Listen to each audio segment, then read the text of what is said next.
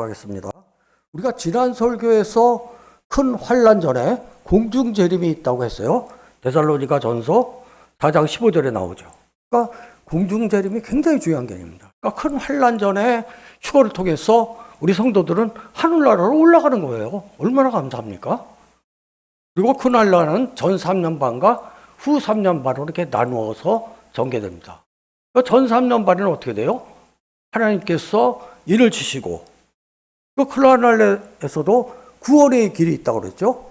하나님께서 14만 4천 명을 또 인을 치시고, 그리고 나머지 허다한 무리들을 예수를 믿음으로써 구원을 받아요. 전상년 반에. 그러니까 우리가 환란을 당해도 그래도 전상년 반에는 좀 견딜만 하다. 이게 되는 거죠. 그런데 후 3년 반에는 이제 적그리스도가 본격적으로 이제 핍박을 하기 시작합니다. 그러니까 경배하지 않는 자들은, 그 짐승이라고 그러죠. 짐승에 경배하지 않는 자들은 전부 죽이거나, 그리고 경배하지 않으면 짐승의 표를 받지 못해서 경제활동을 못해요. 그러니까 우리가 시장에 가서 이제 경제활동을 하려면 짐승의 표를 내야 되는 거예요. 그렇지 않으면 아무것도 살 수가 없어. 그러니까 굶어 죽게 되는 수밖에 없는 거죠. 그러니까 그 큰 마지막에 뭐라고 했냐면, 주 안에서 죽는 자들은 복이 있다고 그랬어요. 물론 일부는 좀 살아남아요. 일부는 살아남지만, 그런 이제 하나님께서 그 영적인 페트라 두피처를 만들어서 일부 성도들이 그걸로 피신을 하지만 대부분은 이제 죽는다고 보면 되겠습니다. 9, 3년 반에는. 또 오늘은 이제 큰 환란이 지나고 노래하는 하나님 나라에 참여하는 비결에 대해서 알아보겠습니다. 그래서 하나님 나라에 참여하는 비결은, 첫째, 어린 양의 혼인잔치에 청함을 받아야 돼요. 그러니까 하나님 나라의 시작이 어떻게 되냐 하면, 우리가 이제 큰 환란이 끝나니까 얼마나 기쁩니까? 우리가 즐거워하고 기뻐하여 어린 양의 혼인계약이 이르렀고, 우리 하나님께서는 우리 성도들에게 세마포 옷을 입도록 허락하셨으니 세마포 옷은 성도들의 옳은 행실이라. 아멘.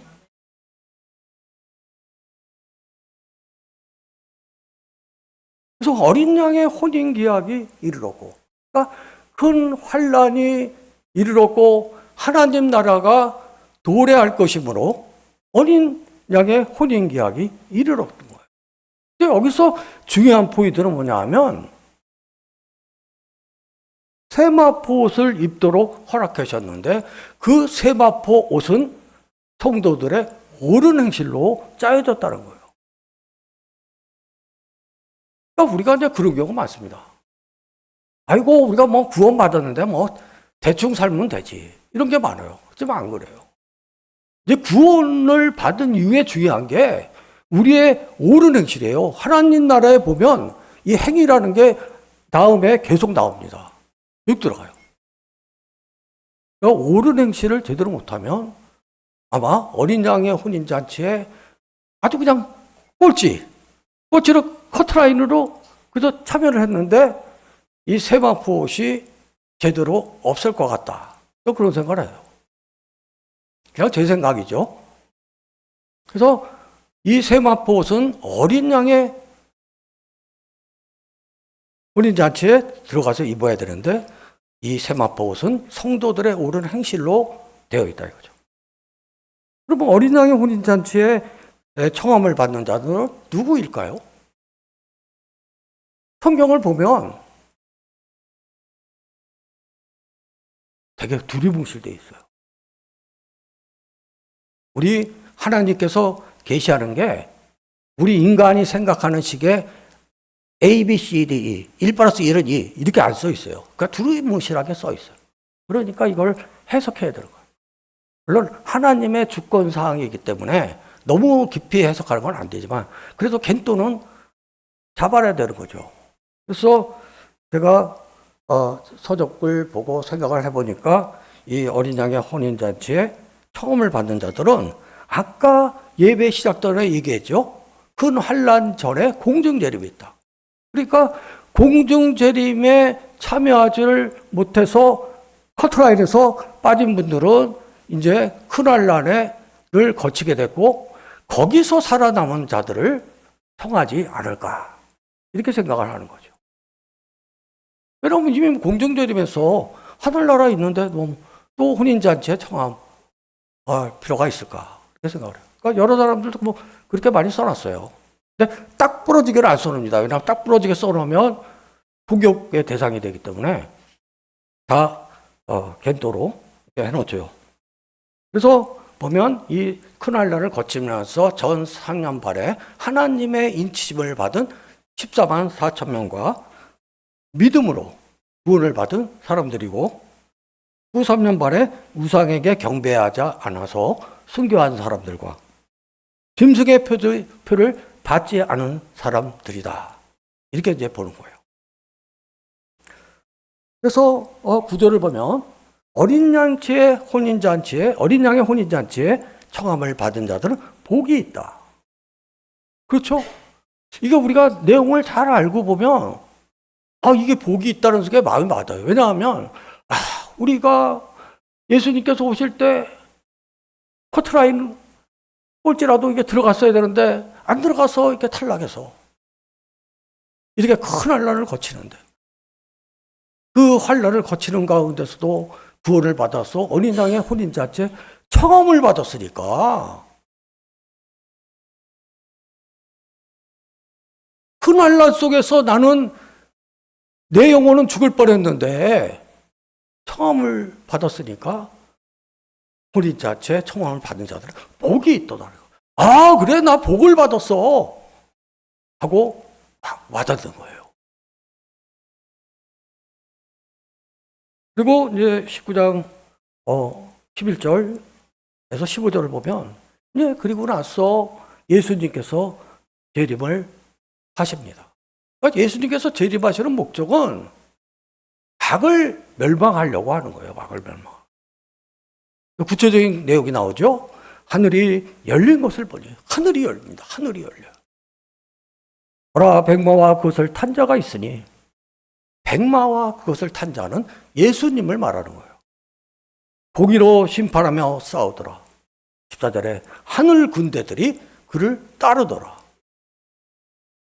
예수 그리스도의 입에서 예리한 검이 나와서 만국을 치겠고 철장으로 그들을 다스리며 맹렬한 진노의 포도주를 밟을 것이다.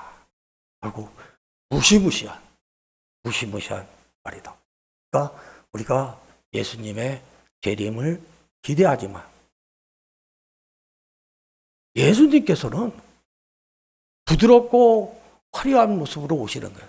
그러니까 왜냐하면 큰 환란은 끝났지만 악의 무리는 여전히 있는 거예요. 여전히 있어요. 그러니까 이들을 멸하지 않으면 하나님 나라가 올 수가 없는 거예요. 큰 환란만 끝난 거지. 그러니까 예수님의 재림은 악을 멸하는 철저한 군대의 모습으로 오는 거예요. 그 다음에 보면 19장 19절부터 21절을 보면 이제 그 아마겟돈 전쟁이 벌어지는 거예요. 짐승과 땅의 임금들과 그들의 군대들이. 그러니까 짐승은 뭐예요? 짐승은 적그리스도지요. 땅의 임금들과 땅의 군대들이 말탄 자와 그의 군대와 더불어. 그 말탄 자는 예수님이에요. 예수님과 하늘 군대와 더불어 전쟁을 일으킵니다. 그걸 아마겟돈 전쟁이죠. 그래서 그 아마겟돈 전쟁을 상징하는 그 무기또라는 내가 예루살렘에 있죠. 지난번에 보셨죠. 제가 볼 때는 무기또라는 언덕은 성체가 작아서 아마 그 앞에 몇백만 평이 되는 이스라엘 평야도 지난번에 보여드렸어요. 거기서 싸울 것이다. 그런 생각을 해요. 또 19장 20절을 보면 짐승이 잡히고 짐승은 이제 적그리스도지요. 예수님은 말탄자고 적그리스도는 짐승이라고 얘기해요. 그리고 표적을 행하던 거짓 선지자도 함께 잡혔으니 단체로 유황불 붙는 못에 던져집니다. 그러니까 유황불 붙는 못이라는 것은 지옥을 말하는 거예요. 그러니까 지옥을 한번 떨어지면 다시 살아서 나올 수가 없는 거예요.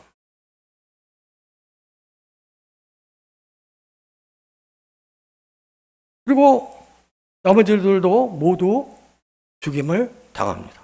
그러니까 나머지가 누구예요? 짐승의 표를 받은 자들이 다 죽임을 당하는 거예요. 그리고 이 세상에 이제 악의 무리들이 다 제거됐죠. 적그리스도와 거짓 선지자도 다 유황불 못에 던져지고 나머지 다 죽임을 당했어. 또 두 번째 알고로 성도들은 땅과 하늘의 전쟁 이전에 어린 양의 혼인잔치에 청함을 받아야 합니다. 그리고 둘째, 하나님 나라에 참여하는 비결 두 번째는 첫째 부활에 참여해야 되는 거예요.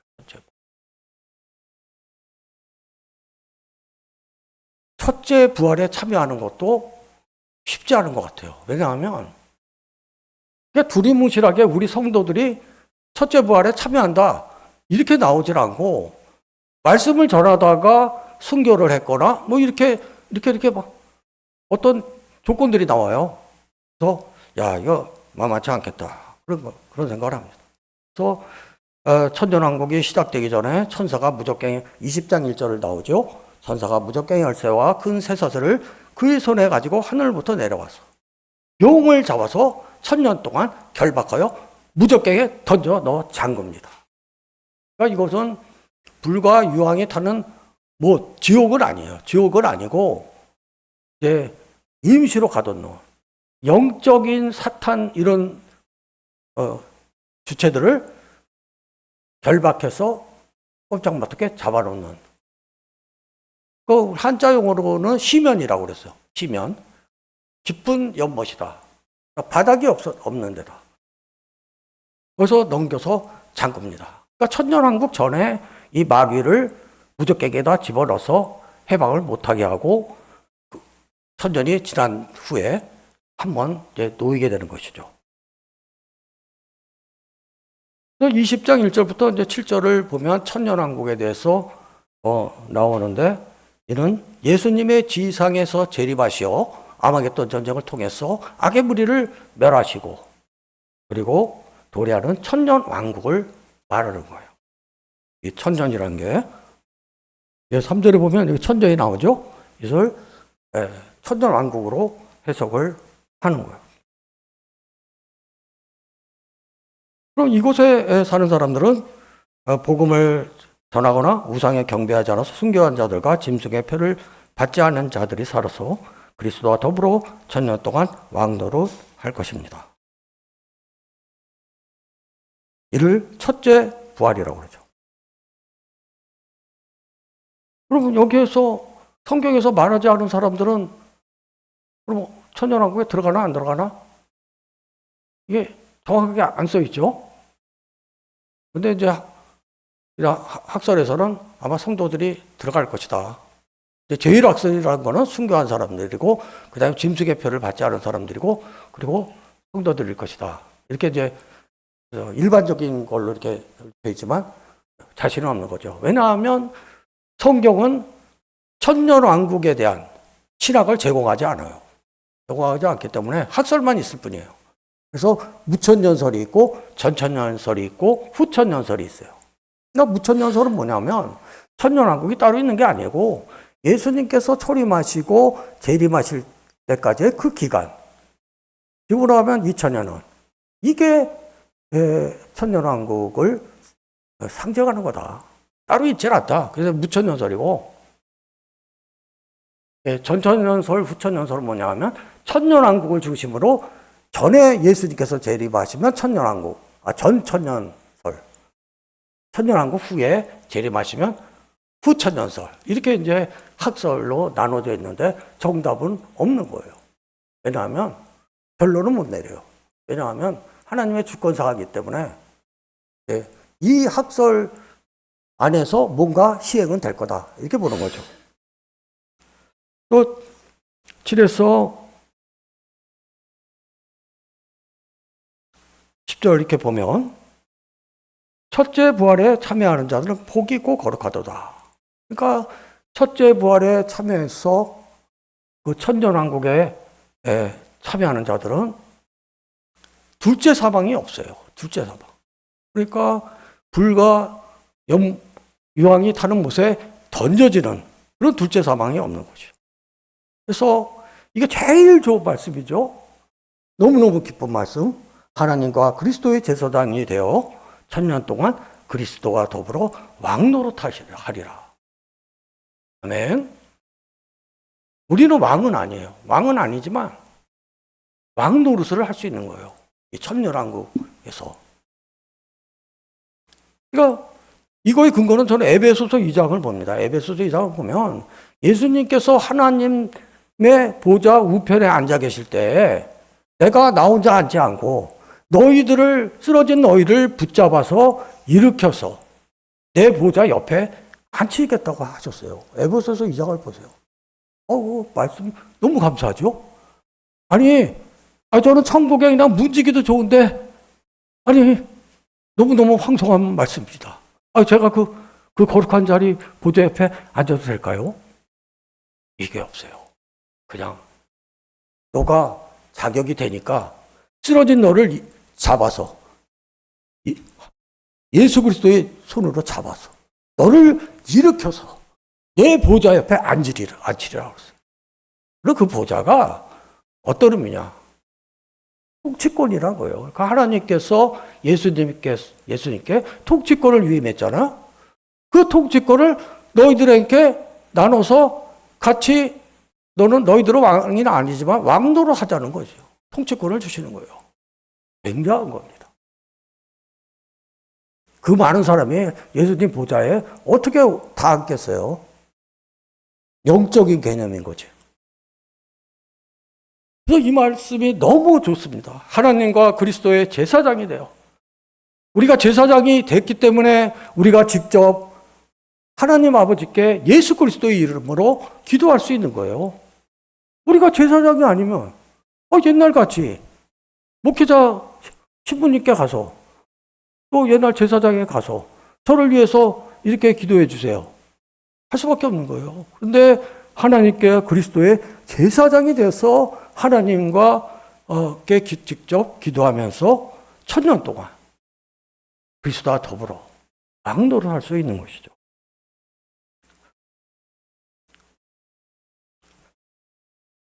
그리고 20장 7절을 보면 천년이 참해 사탄이 그 옥에서 놓여서 이제 그 무적갱에 잡혀있는 그 마귀를 풀어줍니다. 풀어줘서 곡과 마곡을 미혹하고, 그러니까 곡과 마곡이라는 하나님 나라를 배반하는 이 세상 나라, 하나님을 배반하는, 거역하는 그런 세상 나라를 이제 상징하는 것이죠. 그걸 미혹하고 모아서 싸움을 붙인다. 저는 이걸 보고 헷갈렸어요. 아까 천년왕국은 선별된 사람만 들어갔는데 어떻게 된 시츄에이션이지? 왜 또 이렇게 하나님과 또 전쟁을 하나? 그래서 이제 상상을 해보니까 주석은 그런 것까지 안 써놔요. 잘못 살았다가는 엄청난 공격을 당할 수가 있기 때문에 그런 것까지 안 써놔요.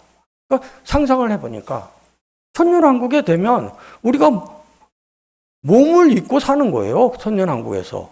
그러면 자손을 낳을 거 아니에요? 자손이 나면 또 복음을 받아들이는 사람도 있고 안 받아들이는 사람도 있고 그렇게 천년이 지나면 또 안 믿는 자들이 또 많이 있는 거죠. 그걸 써놓은 데는 없어요.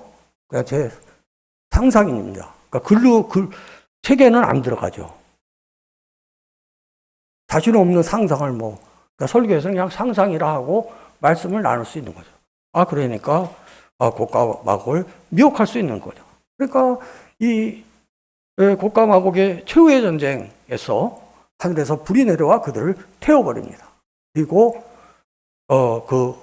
그들을 미혹하는 마귀를 불과 유황못에 던집니다. 그러니까 마귀는 천년왕국이 끝나서 불과 유황이 타는 지옥에 던져지는 거예요. 근데 어떻게 됐어요? 짐승과 적그리스도와 거짓 선지자는 이미 아마겟돈 전쟁에서 불과 유황못에 던져서 이미 있는 거예요. 그러니까 이 곡과 마곡의 전쟁을 통해서 하나님을 대적하는 악의 세력들이 완전히 이제 멸망을 하는 겁니다.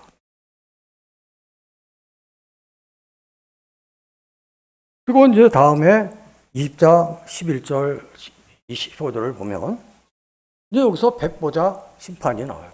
대심판이라고 하는데 백보자 심판이 나옵니다. 그러니까 악을 완전히 멸망시킨 다음에 이제 대심판이 진행되는 거예요. 또 20장 11절을 보면 그고 흰 보좌와 그 위에 앉으신 이를 보니 12절 죽은 자들이 큰 자나 작은 자나 그 보좌 앞에 서 있는다. 그러니까 우리가 심판대 앞에 이제 죽은 자들이 전부 살아났어. 전부 살아나서 그 심판대 앞에 서 있는 겁니다. 그러니까 우리가 상상을 해보면, 근데 심판대 앞에 이렇게 다 서 있는데 그 하나님의 심판대 앞에는 두 가지 책이 놓여 있는 거예요. 하나는 생명책과 하나는 행위에 관한 책이 나옵니다. 그러니까 이게 행위가 계속 들어갑니다. 구원받았다고 끝나는 게 아니에요.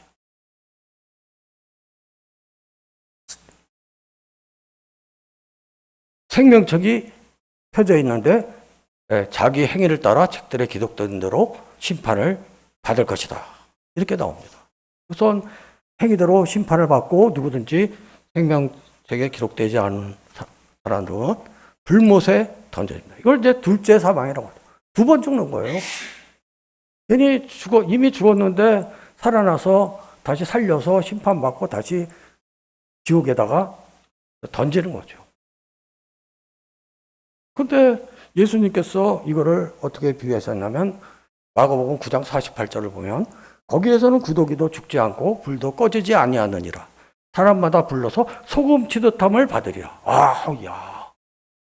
그냥 우리가 추어탕 시키면 미꾸라지를 수조에서 꺼내서 소금을 막 칩니다.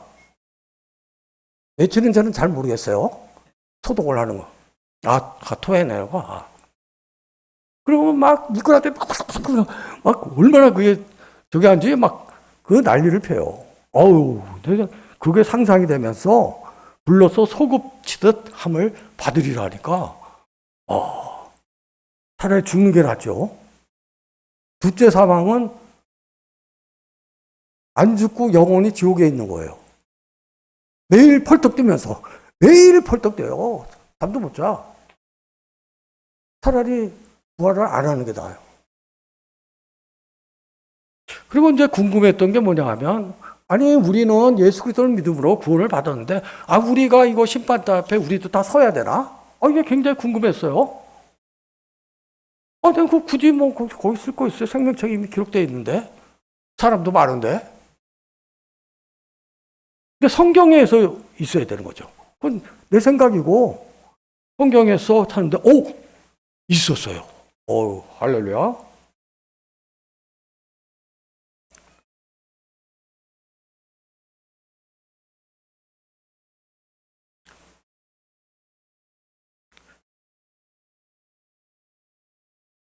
그러니까 여기 로마서 14장 10절을 보면 우리가 다 하나님 앞 심판대 앞에 서리라 했어요.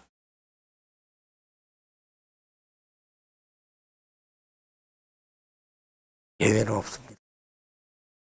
저는 그래도 인생의 11조라도 인생 시간의 11조라도 하나님께 드리고 하는데 저는 좀 빠질 수 없을까요? 왜냐하면 하나님의 주권사항이고 성경에 없으면 조금 빠질 수도 있죠. 근데 다라고 합니다. 우리가 다 하나님 심판대 앞에 서리라. 그러니까 여기서 이게 우리가 중요한 거예요. 그래서 우리가 그러면 이 요한계시록 여기에는 이 백보자 심판, 큰 심판 때는 심판에 관한 기준이 없어요. 그럼 행위에 대해서 심판을 받는데 우리가 어떻게 받는 거예요? 그러니까 나옵니다. 마태복음 25장에서부터 25장 31에서 46절까지 예수님이 백보자 심판에 대해서 말씀을 하십니다. 인자가 자기 영광으로 모든 천사와 함께 올 때 자기 영광의 보좌에 앉으리니 모든 민족을 그 앞에 모으고 각각 구분하기를 목자가 양과 염소를 구분하는 것 같이 하여 양은 그 오른편에 염소는 왼편에 두리라. 그리고선 임금이 염소에게 왼편에 있는 염소에게 물어봅니다. 너는 어찌하여 내가 줄일 때 먹을 것을 주지 않았고 내가 목마를 때 물을 주지 마시게 하지 않았고 내가 옥에 갇혔을 때 병들었을 때 나를 돌보지 아니하느니라. 그 염소가 아니 이게 무슨 시츄에이션입니까? 제가 언제 예수님을 만난 적도 없는데 제가 언제 뭐 줄일 때 뭐 밥을 안 주고 목마를 때 물을 안 주고 나그네 되었을 때 나그네를 안 돌보고 뭐 이렇게 했습니까? 하니까 하나님께서 뭐라고 하시냐면 그 임금이 대답하여 이르되 내가 진실로 너에게 이르노니 진실로 너에게 이르노니 이 지극히 작은 자 하나에게 하지 아니한 것이 곧 내게 하지 아니한 것이니라. 아멘. 여기서 우리 신앙생활에 문제가 있는 겁니다. 우리는 잘 믿고 교회 열심히 봉사하면 나는 게임 끝나서 백보자 심판 그래 버려 행위에 관한 심판해. 그럼 나 장로로서 제가 새벽 5시부터 일어나서 교회에서 잠자는 시간 빼는 건 다 봉사했습니다. 천만의 말씀입니다. 그거 물어보지도 않아요. 그건 기본이에요. 기본. 우리한테도 물어보시는 거예요. 이 지극히 작은 자에게 하라. 이거 굉장히 어려운 문제입니다. 우리는 작은 자를 찾고자 하는 의지 자체가 일단 없어요. 그리고 그런 눈이 없어요. 우리 시장에 가면 저는 그 작은 자를 찾으려고 노력을 합니다. 그러면 그 점포에 큰 야채 가게가 있는데 그 야채 가게 앞에 한 모퉁이에서 8, 90세 먹은 할머니가 나물 몇 개 놓고 을 파시는데 몇천 원씩 다 비싸. 그러면 그 할머니가 보이는 거예요. 그리고 이렇게 자세히 보면 바로 앞에 큰 가게에서 몇천 원 싸게 파는데 할머니는 그냥 자기가 길렀으니까 채집했으니까 자기가 그냥 붙인 거예요. 개념이 없어요. 그러면 그걸 사줘야 되는 거예요. 아멘? 지극히 작은 자를 찾는 노력을 해야 되고 우리 눈을 그런 사람들한테 돌아봐야 돼요. 우리는 목회자를 바라보는 눈이 있어요. 훈련이 돼요. 그렇지만 지극히 작은 자를 보는 눈은 없습니다. 그리고 이제 시장을 가면 반신불수 되는 사람이 걷지를 못하니까 조그만 손수레를 이렇게 엎드려서 이렇게 밀고 이렇게 가요. 아무도 안 줍니다. 요즘. 그분들 라면 값도 못 벌어요. 왜냐하면 정부 카드를 갖고 다니니까 현금이 없어요. 주고 싶어도. 그러니까 우리는 뭐예요? 1,000원짜리 갖고 다니셔야 돼요. 5,000원짜리 갖고 다니셔야 됩니다. 준비를 해야 돼요. 나 3일 굶었어요. 4일 굶었어요. 한 사람한테는 10,000원 주기 아까워 5,000원이라도. 1,000원이라도 주면 라면을 사 먹어서 목숨을 연명할 수 있어요. 그렇지만 그래서 1,000원짜리를 항상 1,000개 갖고 다니는 거예요. 근데 그거 갖고 안 돼요. 내가 막 봐도 막 같은데 갑자기 딱 보이는 거예요. 나 이거 10분 후에 모임인데 어떻게 하지? 작은 자가 여기 있는데 대부분 그냥 갑니다. 내가 바빠 죽겠는데 내가 나 밥 먹여주냐? 그걸 열어서 지갑에서 빼서 거길 가서 그 동장 바구니에 넣을 수 있는 거. 이거 못합니다.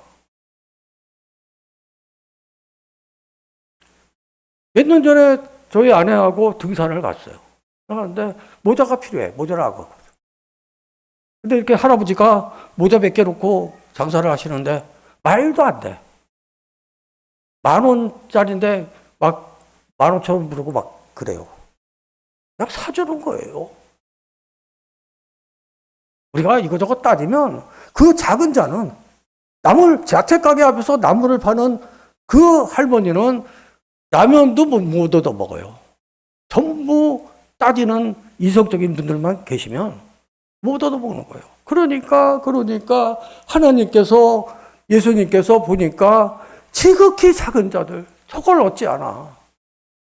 믿는 자들도 저들을 안 돌보는구나.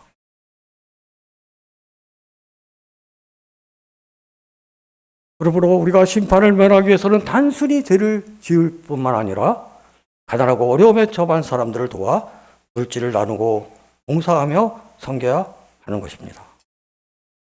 아멘. 그리고 이제 큰 환란이 끝나자 우리가 하나님 나라에 참여하는 비결 세 번째는 끝까지 이기는 자가 되어야 돼요. 그래서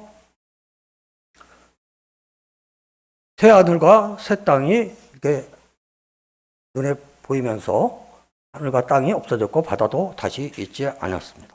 그리고선 거룩한 성 예루살렘이 하나님께로 내려오니 신부가 남편을 위하여 단장한 것 같더라. 그러니까 여기서 새 하늘과 새 땅은 하나님 나라예요. 그리고 이 새 예루살렘은 하나님의 어린 양의 신부가 교회를 얘기하는 것입니다. 그래서 새 예루살렘 성이 교회인 것은 하나님께서 함께 하시기 때문입니다. 그래서 우리 성도들은 하나님의 백성이 되고 하나님이 친히 함께 계셔서 우리의 눈물을 직접 닦아주시고 사망이 없고 애통하는 것이라 곡하는 것이라 아픈 것이 다시 있지 아니할 것입니다. 또 하나님께서 얘기하십니다. 내가 만물을 새롭게 하노라. 하나님 나라가 보이면서 말씀을 첫 마디가 내가 생명수 샘물을 목마른 자에게 값없이 주리니 이기는 자들은 이것들을 상속으로 받으리라. 그러니까 이 생명수는 영생을 의미하는 거예요. 그러니까 하나님께서 성도들이 이 속박에서 풀려나 온전하고 영원한 구원을 받도록 생명수를 주신 것입니다. 그래서 이 생명수는 이 세상 유혹을 물리치고 끝까지 이기는 자에게 주는 하나님의 선물인 것입니다. 새하늘과 새 땅 새 예루살렘에서 생명수 샘물을 상속으로 받는 성도 여러분들이 되기를 축복합니다. 아멘. 말씀을 정리하면 하나님 나라에 참여하는 비결은 어린 양의 혼인잔치에 청함을 받아야 합니다. 첫째, 부활에 참여해야 합니다. 끝까지 이기는 자가 되어야 합니다. 도래하는 하나님 나라에 참여하는 교회와 성도들이 되기를 예수 그리스도의 이름으로 축복합니다. 아멘. 기도하시겠습니다. 사랑과 은혜가 풍성하신 하나님 아버지, 오늘은 하나님 나라에 참여하는 비결에 대해서 말씀을 나누었습니다. 오늘 주신 말씀대로 우리 성도들이 큰 환난이 끝나고 어린 양의 혼인잔치에 청함을 받게 하여 주시옵소서. 첫째 부활에 참여하여 천년 왕국에서 하나님과 그리스도의 제사장이 되어 그리스도와 더불어 왕노릇하게 하여 주시옵소서.